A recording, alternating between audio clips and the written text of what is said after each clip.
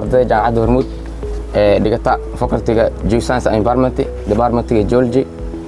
maanta waxaan ku balansanahay in aadno inaan practice ku sameeyno Jazeera ciwaanada aan ku soo sameyn doono waxa waaye structural layers oo leeyahay yani ama structure oo leeyahay leeyihiin dhagxaanta depositional interpretation iyo guud ahaan geological process sedimentary process ay sameeyaan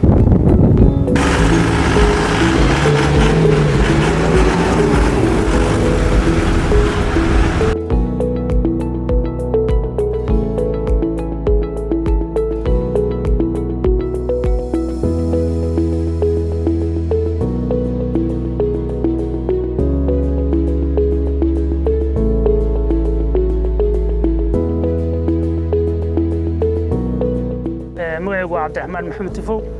waxaan ka soconaa jaamacadda Hormuud kulliyadda culuumta dhulka iyo deegaanka maanta waxaan ku sugannahay deegaanka Jazeera oo aan ugu talagalnay in ardayda maaragtay ku baraatikeeyaan isku waafajiyaan galaaska waxyaabaha ku soo arkayeen iyo si guud maaragtay fildiga waxyaabaha ka jira iyo qaabka u samaysan yihiin dhagaxaanta waxyaabahaas taasaa maaragtay waxay ahayd maaragtay ujeedka aan u keenay taasna waxay daba socotay maaragtay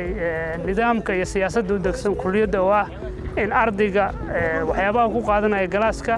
qayb ka mid in maaragtay laga tusiyo practical ahaan loo tusiyo oo la geeyo maaragtay goobaha maaragtay uu ka heli karo practicadaas sidaasaan waxaan u dooran marka deegaanka Jazeera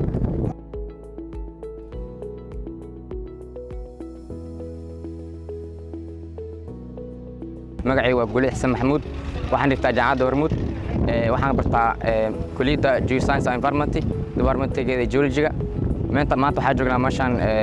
Jazeera badda Jazeera taasoo aan ku qaadanayno practical maadada sedimentology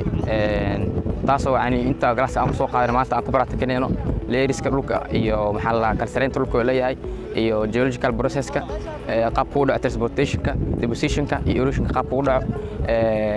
waa marka wada ilaaba maskale marka wada Axmed Celinina jaamacadda Hormuud oo noo soo geliyay safarkan gaaban iyo professor Cabdiraxmaan Tifow oo asina noo soo geliyay in yani practical aan qaadano